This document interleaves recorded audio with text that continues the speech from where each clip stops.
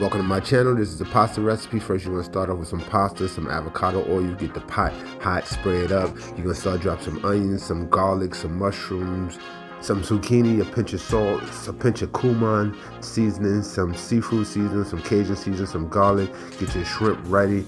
You get a nice little spot after you saute the vegetables. Drop your shrimp and saute your shrimp down. You know what I'm saying? Get it nice and cooked. And then get your noodles. Bring your noodles after you drain them. And you drop it in the pot, you stir fry them up.